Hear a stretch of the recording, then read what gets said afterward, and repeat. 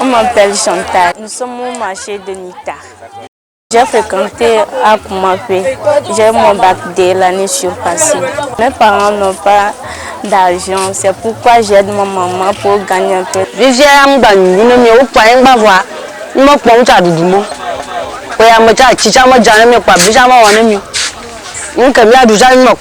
Kumapé, ville historique dans laquelle le phosphate a été découvert pour la première fois au Togo, fait partie de la dizaine de localités ayant bénéficié du projet Dialogue des parties prenantes autour des droits fondamentaux des communautés des zones minières au Togo, projet initié par l'ONG Comité international d'éthique et de solidarité en partenariat avec l'Union des ONG du Togo sous le financement de l'Union européenne.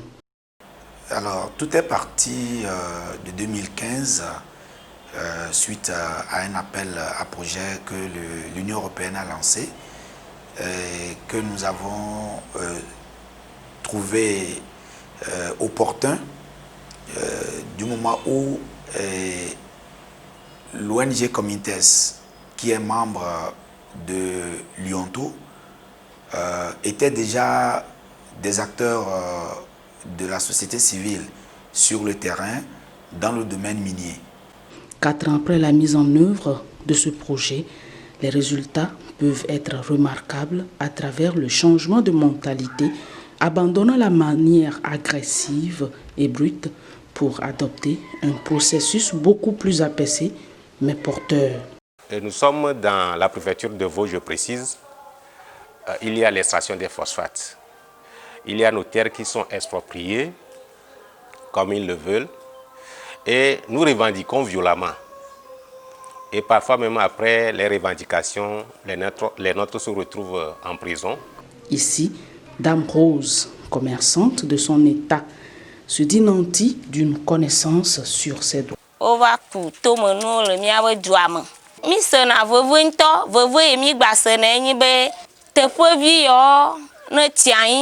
Ye mi te dena gledoa gban eti ba le na mi le teƒe mo me mi me nya be ke o va le mo o ma ke mi be jeno li ye mi la atembio fifie mi ba nyanya be ke amodo o la ten fio mi afode de yo mi ate wo. L'objectif global qui était fixé par ce projet, c'était bien sûr d'améliorer la connaissance et l'accès aux droits sociaux, environnementaux et économiques donc, des populations vivant dans les zones minières.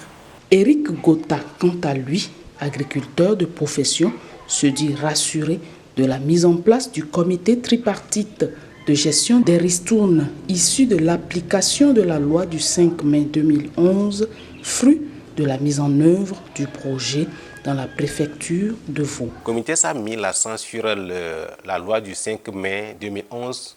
Nous avons fini par comprendre que nous avons des droits.